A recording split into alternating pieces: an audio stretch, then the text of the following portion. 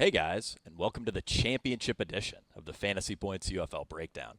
I'm here with Millionaire Maker winner and one of the winningest spring football DFS players of all time, Neil Orfield. Neil, it's our final game of the year. How you doing? It's not the championship game that I wanted, but I think it's going to be a fun one because obviously I wanted my Storm to make it to the championship.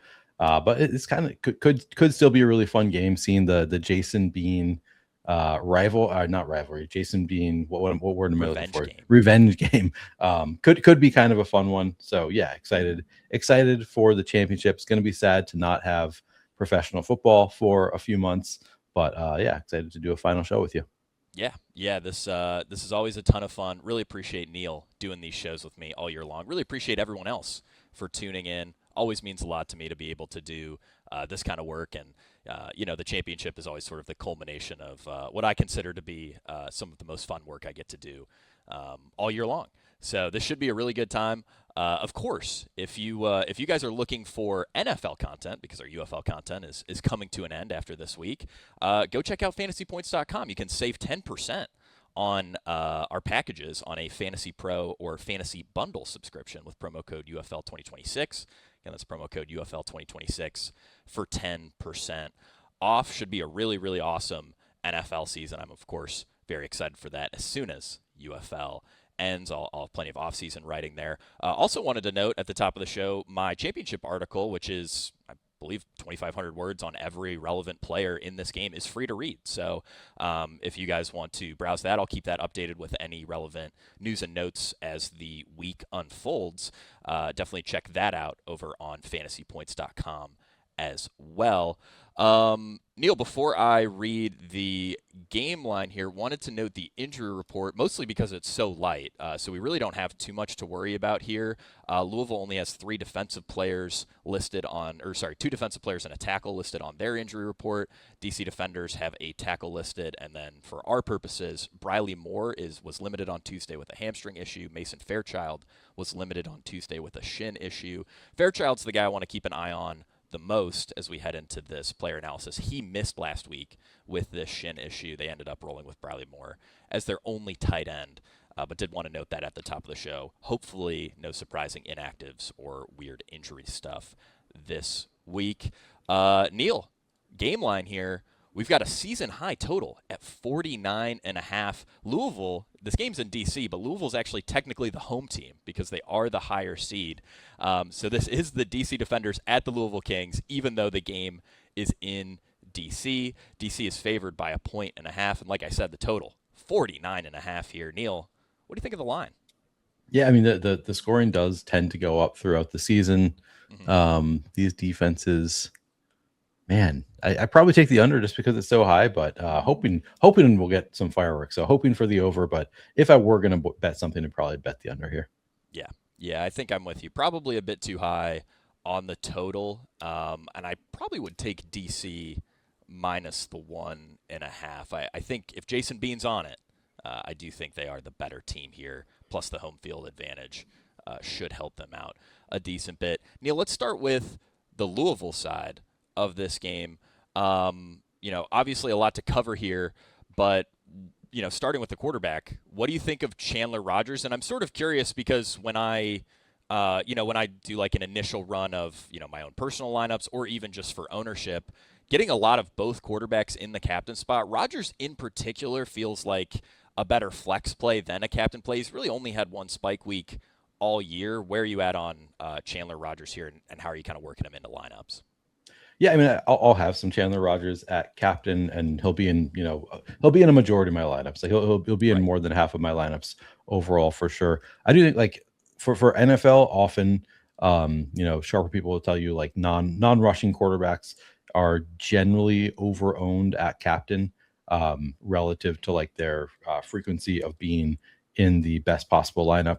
I do think that's like a little bit less relevant, less of a concern in a field of just 1,400. 1,470 total entries. Like you don't need to hit the perfect lineup. So I think it's a little bit more viable to play the quarterbacks at captain. And Rodgers, we saw actually can rush a little bit when he wants to. He had the rushing touchdown a couple weeks back. So I think he's a fine captain option. Probably not somebody I'll have more than like 15% at captain, like at most. But if you have Rodgers at captain, I would want to have him at least single stack. Most of the time, I'll have it with multi stacks. Talk about this all the time when I do NFL DFS content, that the quarterback usually is going to be, the most expensive or one of the most expensive players on their team. And if they're not a big time rushing quarterback, every play they make, every time they score fantasy points, somebody else on their team is scoring more fantasy points, because the receiver on every pass catch is getting a point per reception. They're getting more points per yard, more points per touchdown. So it's hard for the quarterback to be optimal at captain unless they're spreading the ball around. If they don't spread the ball around enough, then their pass catcher is just going to outscore them, because the pass catcher, outscores them each play. So usually if I have a non-rushing quarterback, I want to have multiple pass catchers, non-rushing quarterback at captain, because of the price tag, because of the dynamics. I want to have multiple pass catchers in the flex. Here, I think like maybe you get enough rushing from Rodgers that you can do just a single stack. But I would always want at least one pass catcher in the lineup if I have Chandler Rodgers at captain. Yeah, I think that makes a lot of sense. And I think a big key, as we sort of discussed this showdown slate, isn't just talking about the individual plays, but talking about, how we're going to build our lineups around those individual plays. Neil, let's talk running back before we move on to these pass catchers. I think this is going to be pretty straightforward, especially because, we only saw 2 active for Louisville last week. I did sort of speculate that maybe Jaden Sheridan could be, the backup running back to RB3. We didn't see that. I expect Sheridan to be inactive again here for the championship. Last week, we did see James Robinson, pretty clearly lead the way in terms of snaps and routes. He was at 60% of snaps, 52% of routes. Weighted opportunity ended up being fairly evenly split between him and Ian Wheeler. Wheeler finished with 52% of backfield weighted opportunity. Robinson at just 48%. Curious how you view these running backs, and, personally, when I push a running back into the captain spot in particular, I'm generally boosting the defense, but I'm very curious on your thoughts for running back, like either Robinson or Ian Wheeler. If you want them in your captain spot, how are you sort of building around that?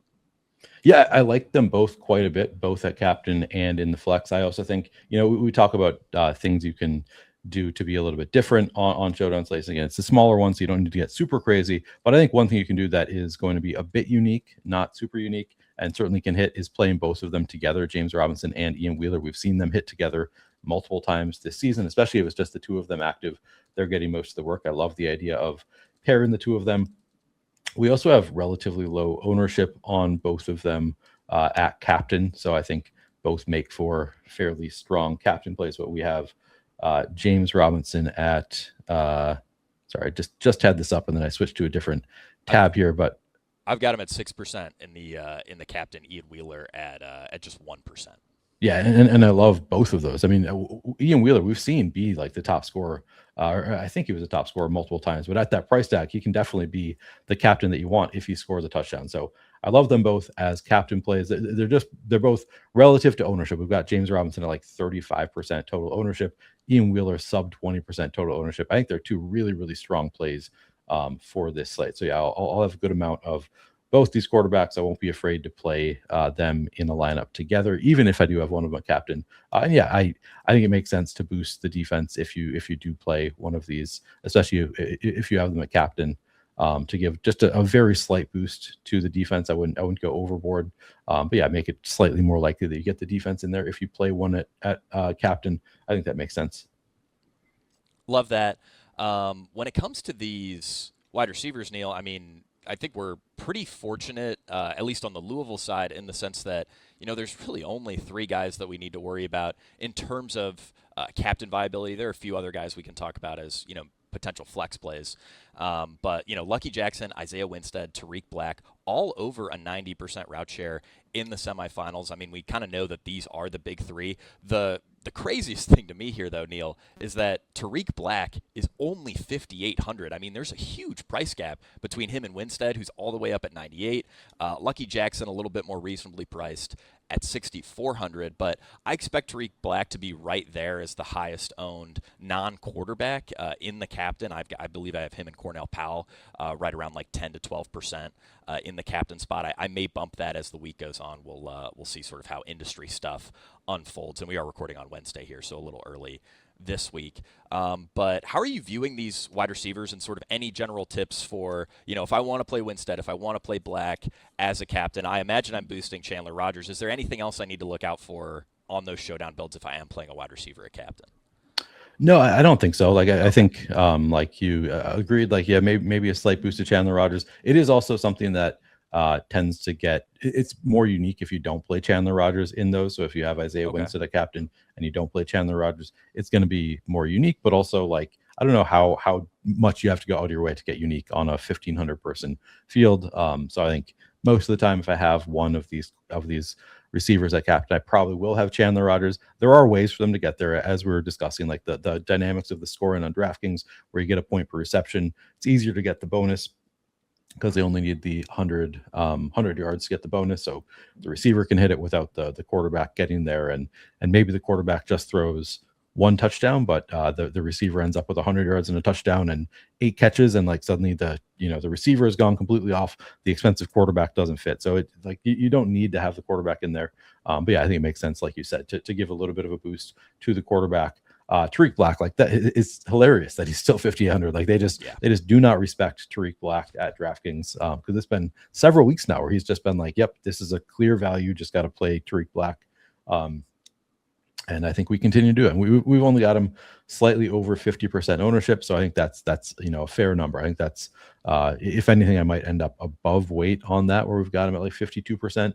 There could be a point if he gets up to 70, 75% ownership, suddenly I might think about fading that a bit. But yeah, no, I think he's maybe the best player on the slate. I think 10% captain is great for Tariq Black. Like he could outright be the highest scorer, and he's this cheap, and you can fit so much in there. So yeah, I think Tariq Black, fantastic play. Lucky Jackson, we haven't really seen it hit yet, have we? With Chandler Rogers, at least or maybe there was a game that I'm forgetting. No, you're right. Lucky Jackson's big games came in the first few weeks of the season. So, yeah, we haven't seen it yet with Chandler Rogers. But, I mean, the argument that I've sort of made all year for Lucky Jackson is we know the talent's there. Like, I at least on film, I really haven't seen anything particularly concerning. He's still out there. Winstead and Black have been a bigger priority later in the season. But I think Lucky Jackson at we've got him at 6% for our captain ownership projection, 31% flex zone. I think that's pretty interesting because he does have a comparable ceiling to all the other wide receivers in this game. I'd say 25 DK in like a 95th percentile outcome. Are you interested there in Lucky Jackson captain? Oh, big time. I mean, He's only $600 more expensive than Tariq Black. Like you said, like he has not hit with Chandler Rogers yet. It's still like a relatively small sample. Obviously, it's gotten bigger, so it's not like a tiny sample. But like you said, I still believe in the talent. I think that the upside is there, and we get a big time ownership discount because he's $600 cheaper, projects a little bit worse. So we get him at 6% captain, 32% flex. Yeah, I think Lucky Jackson, a fantastic play, both the captain and the flex, frankly. Yeah, something that I was playing around with a little bit before we move on here was for these, particularly Louisville wide receivers in the captain spot, playing with like a 2-4 build, because I noted this in my article. Louisville was very run heavy in their 2 games against the DC defenders. Chandler Rogers didn't even attempt more than 26 passes. So I think in a lot of these scripts where Tariq Black, Winstead, Lucky Jackson end up being the optimal captain, it might actually be a game where DC gets out to an early lead and sort of maintains control that whole time. So I was, I've been playing around with some builds that are like Winstead captain, Deion Jackson, Jason Bean, a couple DC pass catchers, and then Chandler Rogers or maybe another Louisville pass catcher, something like that. I think is pretty interesting, just given that we know Louisville wants to run the ball. They've shifted more run heavy since they put Chandler Rogers in, and they were particularly run heavy against DC and had quite a bit of success doing so.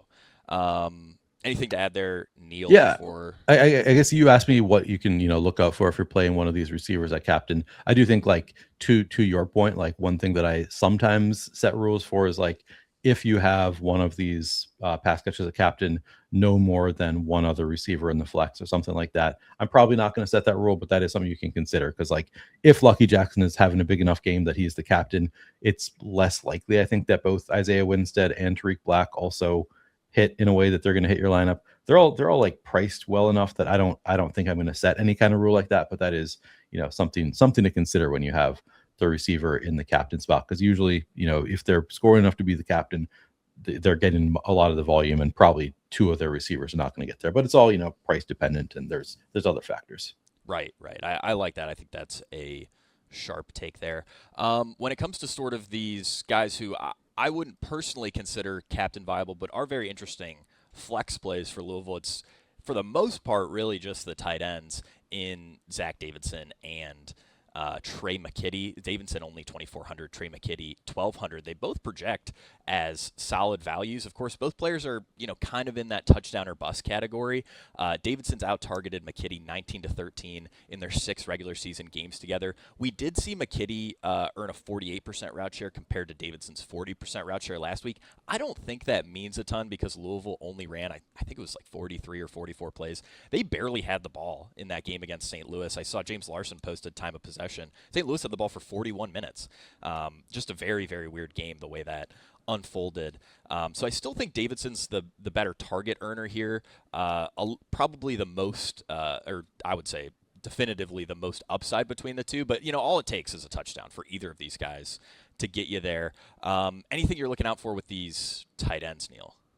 Yeah, no, I like the call. Like, they're both playing enough. Like you said, like, you just need on a showdown that you get a touchdown at those prices. You probably want them in your lineup. So I think they're both strong calls. I'm also looking at, like, Tyler Hudson ran 3 routes last week. Caden Prather ran 2.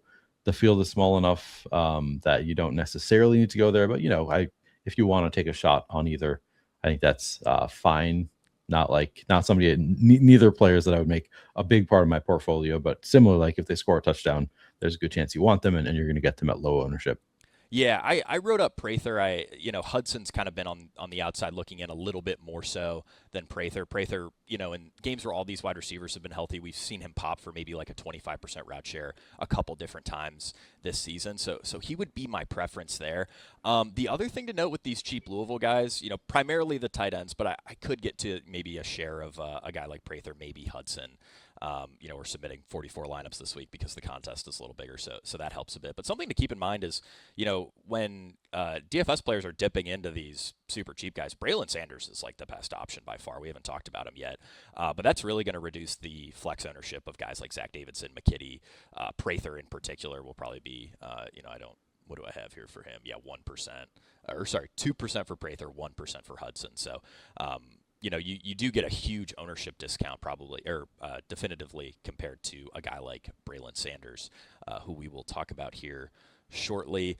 Neil, I'll save kickers and defense for the end. Let's move over to the DC side of this game. This is our final chance of the season, Neil, to be Bean Boozled. I've been making that joke on Twitter a bunch. Neil, you're familiar with the children's jelly bean game known as Bean Boozled, right? I am not. Really? Oh, okay. Yeah. I thought everyone got that. That's a game where you eat a jelly bean and it's either like lime or fart flavored. Oh, it's like a Harry Potter thing. Right. Yeah, I think it is literally from Harry Potter. Okay. And that's how I feel with Jason Bean. sometimes he's a delicious flavor, other times he's fart flavored. Last week we saw the delicious version of Jason Bean.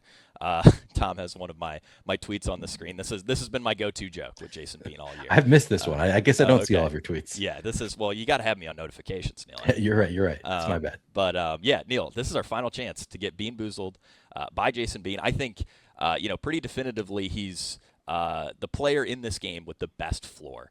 The rushing that we've seen from him, 78 rushing yards per game in his 2 starts for DC is just pretty incredible. And I mean, he was on it passing last week. I think he does give this offense a similar or comparable upside to what we saw when Jordan Teamu was the quarterback. He can hit those deep throws.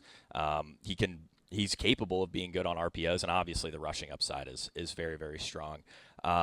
So yeah, Neil, what do you think of Jason Bean? I like him a lot more as a captain than I do Chandler Rogers. I'm going to play both as captains, but Bean I greatly prefer, I would say. Yeah, I mean, Bean, I think I agree with you. It's all going to be somewhat ownership dependent. And I guess Bean, we have at what, like 6% higher ownership than Rogers. I think he's the better captain option. He's only $200 more expensive. But the ownership is, enough higher that I don't feel that strongly about it. But yeah, I mean, he throws the ball, throws the deep ball, and he rushes, which you love that in a captain. It also means, if he connects on deep balls, the receiver, like, they're not getting the PPR scamming their way there. It's like they're not outscoring him by quite as much as if it's 4 catches to score the touchdown. So sure, I think Bean makes for a strong captain option. Similar to Rogers, I think you can. I would want at least one pass catcher with him in the flex if I have him at captain. I think you can get there with just one because of the rushing upside. But yeah, he's going to be also in a majority. I mean, I guess we have him projected for like 90% overall ownership. I suspect I come in slightly lower than that, but somewhere in that 80 to 90% range overall. Yeah, that's kind of what I was thinking too, where I'd imagine I'd end up, we've got 23% in the captain. I think I'm going to be a bit higher than that, but in the flex, I'll probably be a little bit lower. I don't necessarily know. Last week I said I think Jason Bean's got pretty solid benching risk. I gave Spencer Sanders 10% of dropbacks. Bean ended up hurting his shoulder on a like very soft contact play. I thought that was like a abnormal injury. But then Spencer Sanders came in and immediately threw a pick six. So I can't imagine the benching risk is particularly significant this week. I have Jason Bean for 100% of quarterback work for DC in our projections. Neil, this backfield, I was hopeful that Deion Jackson would earn something resembling a bell cow role, maybe a workhorse role in the playoffs, especially after we saw him only play in the first quarter of Week 10. Unfortunately, Deion Jackson was at 40% of snaps, 37% of routes, and 37% of backfield weighted opportunity. Xavier Valladay at 36% of backfield weighted opportunity and 30% of snaps. Abram Smith also at 30% of snaps, 27% of backfield weighted opportunity. I don't know if this matters a ton. I did think Abram Smith looked the best of the three backs last week, so that was a little encouraging for Abram. But I think, Neil, we can say with relative certainty this is going to be a gross three-way committee. No one is really the favorite to earn more than, say, 40% of backfield weighted opportunity. I think the best argument that you can make for the players in this backfield, particularly a guy like Deion Jackson, who's really priced up at 9,400, is you're just not going to get much captain ownership there. I mean, we know he could pop for 15, 20 DK, maybe even a little more. We've only got him for 3% captain ownership. So how are you viewing this backfield? Because yeah, it's hard to make an argument for Jackson, on raw projection, but we've seen the upside before. Yeah, 3% ownership I think is reasonable for Jackson. Like, I don't think I'm going to want much more than that. Maybe slightly more than the 3%. I want to make sure I have some Jackson at captain because, like we said time and time again, like we've seen the upside to just break a 40-yard touchdown, or he could get those goal line opportunities. And he's not going to be super highly owned. It's just such a gross committee. Three-way committee here is just, it's tough to get excited about any of them because it's hard to predict who's going to get those goal line opportunities. Jackson's so expensive. Overall, though, 18% ownership feels about right. I probably want a little bit more at captain, a little bit less at flex than we have. Maybe not. Maybe I come in just right where we are, 15% flex and just a little bit more captain. So maybe I do want to be slightly above weight to Jackson. But I think Abram Smith is the better play here. Like Abram Smith just one fewer carry last week, and he's 3,600, getting under sub 10% total ownership, none at captain. I think that's a pretty strong play. And when I say a strong play, I probably mean I'll have 15 to 20%, and I'll have a couple shares at captain maybe. And that'll be enough to be different, and it gives you opportunities to have a unique lineup. Xavier Valladay getting more ownership than Smith, both at captain and at flex. I like him. I like him less than Smith. So I think Smith overall relative to ownership would be my favorite of the three. Probably Valladay second, just because he's so much cheaper, and then Jackson third. But yeah, Valladay 1% ownership, 16% flex seems fine. Yeah, I kind of want to throw my hands up. It's hard to have a real take here because it's Right. like who's going to score the touchdown, who's going to make the one big play of these running backs. But my favorite would be Abram Smith for the lowest ownership. Yeah, no, I think that's certainly reasonable. And another thing to point out with both Abram Smith and Valladay is they're both live for goal line carries here. Deion Jackson has led the way. They've had 19 inside the 5 rush attempts this year. Deion Jackson has 10. Valladay has 5, and Abram Smith has 4. So, with either of these guys, kind of similar to the Louisville tight ends that we talked about earlier, a single touchdown, and they're going to be looking pretty good in the flex, a long breakaway run, and all of a sudden you might have a bit of an argument for some captain exposure there, and they're all fairly explosive rushers. When it comes to these wide receivers, Neil, we saw Cornell Powell led the way. He is the most secure role here. He was at a 95% route share in week 10. I sort of wrote off, in the semifinals, I sort of wrote off Braylon Sanders' 73% route share in week 10 as a bit of an aberration. Just I thought they were being a little weird with their wide receiver rotations. I didn't really pay too much mind to it. They started out the game in the playoffs like force feeding Braylon Sanders. He finished the game leading the team in targets, only finished with a 53% route share, but Ty Scott wasn't that far ahead of him at 63% in terms of routes. So, Braylon Sanders, as I noted earlier, only 2K. Just a fantastic value. Another thing to note here is that they've been playing Cornell Powell a little bit more in the slot, which has sort of reduced the route ceiling for guys like Kiki QT and Ezukanma.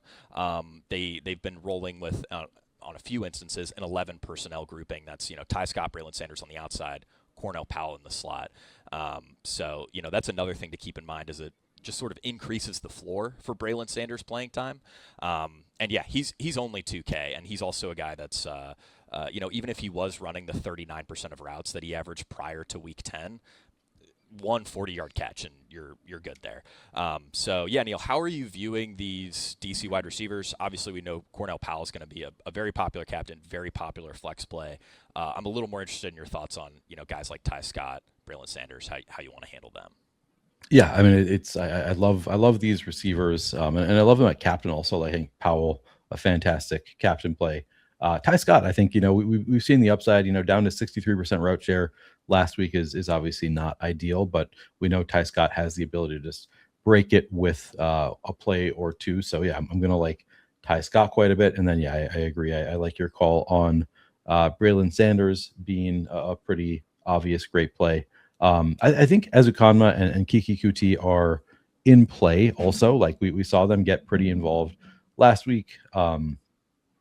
Both still running a fair number of routes, 5 and 4 targets last week. So I don't want to write off QT and Ezukanma just because Powell's playing more slot snaps because both still played a fair amount. So yeah, I'm gonna like all of them. I'm trying to find getting back to the ownership tab. So we have Powell at 12% captain, 44% flex.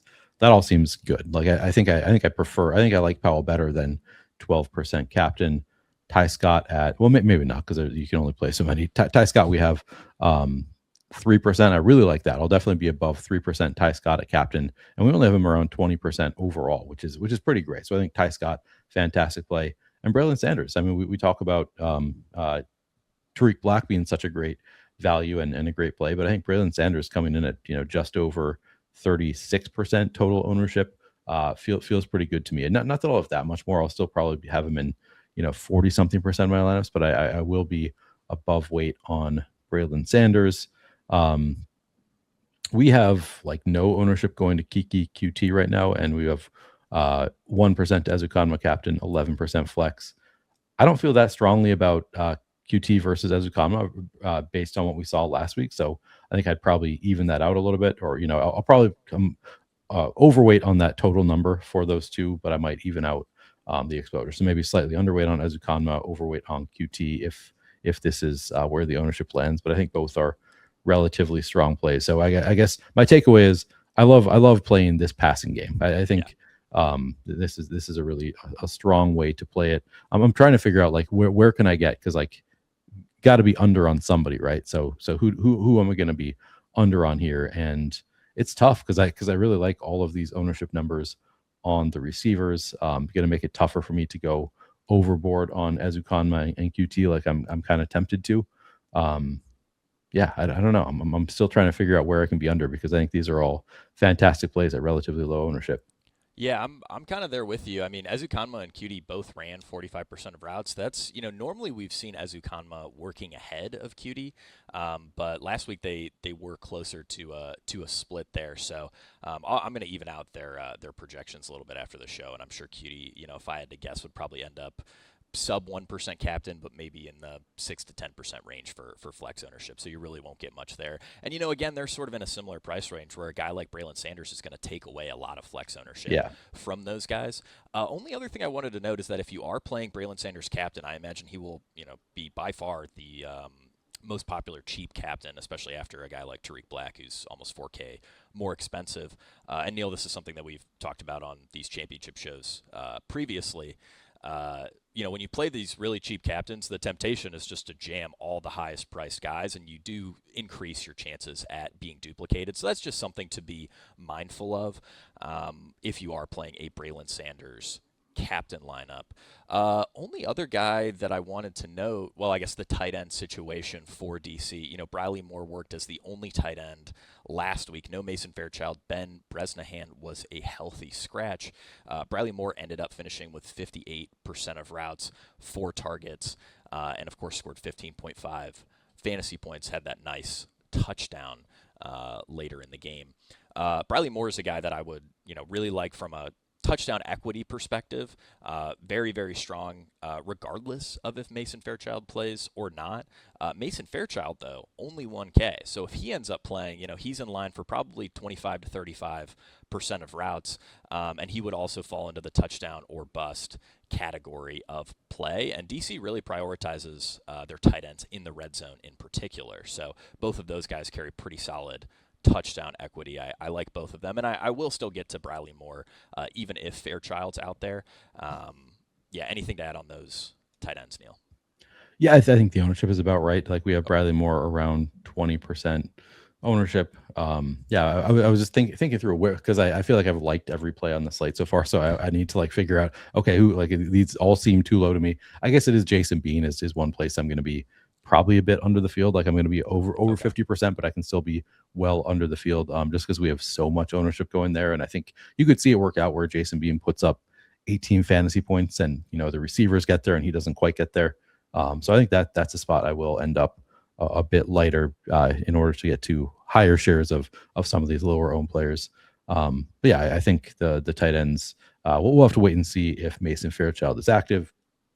If he's out, Briley Moore, a strong play at 4,000. Somebody I'll be overweight on 0.4% captain, but I don't know that I think 20% overall seems about right.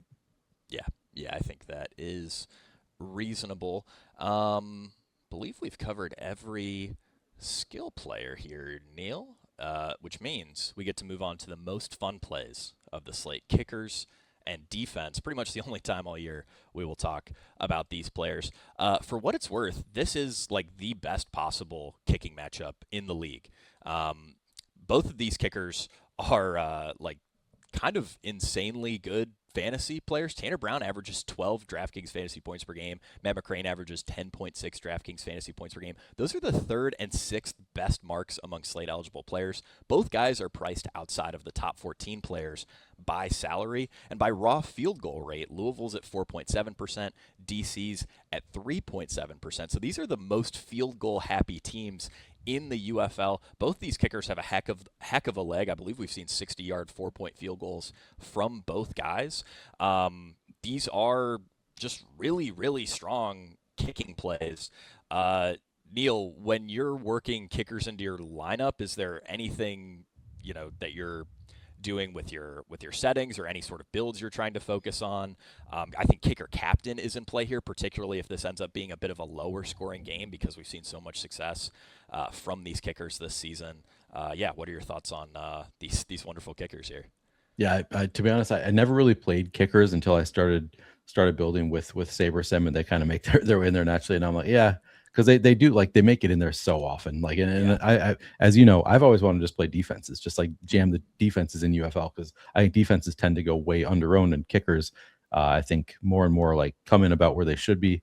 I don't have any strong takes like, but both these kickers are coming in around 30% ownership. I agree with you there. Like kicker at captain certainly in play, but I don't have any great like these are the types of lineups you should play kickers in. Like they don't really correlate that strongly with other positions. So yeah, I think no great takes other than 30% feels about right. I suspect I'll come in underweight because I think that they are like based on our projected ownership, kickers are coming in like appropriately owned, and we have so many players that I think are going to come in under owned that I do suspect I'll be a little bit light on kickers.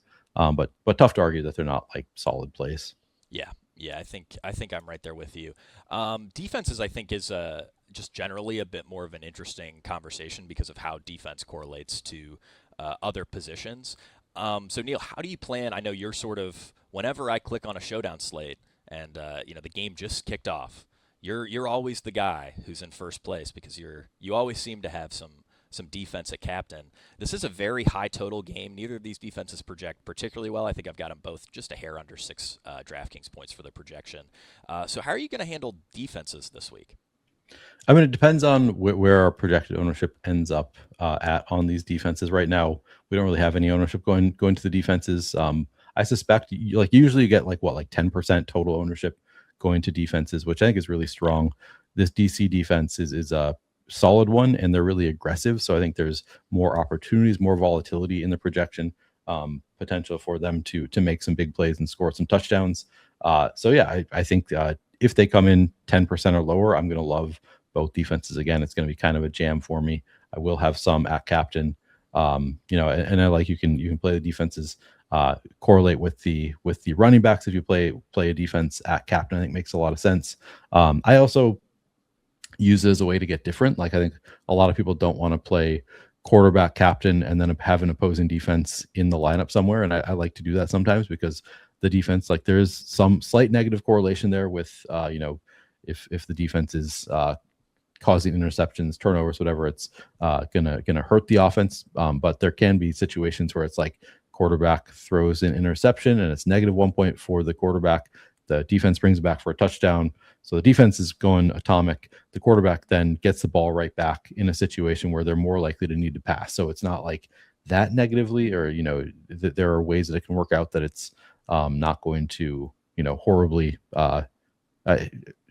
affect the defensive scoring. So or the quarterback scoring. So I do like to do some odd things like quarterback with the opposing defense as a way to get a more unique lineup. But yeah, I tend to be overweight on the defenses because I think there's a lot of volatility in the UFL, and I think they tend to go under owned. So that is it's going to be a big part of my plan once again this week. But yeah, I'll be curious to see where projected ownership lands as we get closer to game time. Yeah, and on that point, I think it makes sense to do that with both quarterbacks, but I think I really prefer that with Jason Bean. He's just been a lot more turnover prone, a lot more volatile this year. And I mean, if DC gets down, they're not going to hesitate to throw 70% of the time. And they're going to be throwing deep too. So definitely like that angle. Neil, I think we've covered just about anything. Any other lineup building tips? Kind, sweet words that you want to say to our audience before we get out of here? On lineup building, a way to get different. We always talk about leaving some salary on the table, but I always like to caution people because people like to do the like 1v1, like here's a perfect lineup, and then a 1v1 to this player who's $5,000 cheaper, and I think he can outscore the other one. Just keep in mind, like you can leave 5,000 on the table on Showdown. Keep in mind that can be used at any position, though. So like if leaving 5,000 on the table, making a 1v1 swap, make sure you look at all the other positions and like, could this player reasonably outscore every player up to $5,000 more expensive than them? You have to kind of check every spot in your lineup to make sure that you really believe that this lineup can be the highest scoring. I guess it's a little bit less applicable for UFL than NFL because you don't need the highest scoring lineup, but just something to think about that 5,000 or whatever salary you are leaving off can be used at any position, not just like the 1v1 swap that you might make. Sweet words. It has been beautiful. I have loved this UFL season. once again. I haven't really, because I have not had a very successful UFL season, but I've enjoyed doing content with Jake and talking with people in the Discord at Fantasy Points. So I appreciate all the support you guys have shown us. Hopefully one of us can take it down this week. But yeah, it's been fun working with Jake and Tom as always, and talking with people in Discord. Hopefully we can do it again next season. Yeah, it has been a ton of fun. Like I said at the top of the show, I love doing this. Always a great time. Love chatting with you and Tom pre and post show. Love doing this show with you. Really enjoy writing the articles, and just really grateful that Fantasy Points features my UFL content. I know it's not the doesn't get the most clicks, especially compared to like the latest Ryan Heath article or Scott Barrett article, but yeah, really awesome that I get to write and call covering the league my job for a period of time. I love football, and I'm really glad there's football in the spring, and as long as there is football in the spring, I plan on covering it to the best of my ability. So this has been a really fun year. Really appreciate everybody for tuning in to the championship edition of the Fantasy Points UFL Breakdown, and we will see you all at the top of the leaderboards.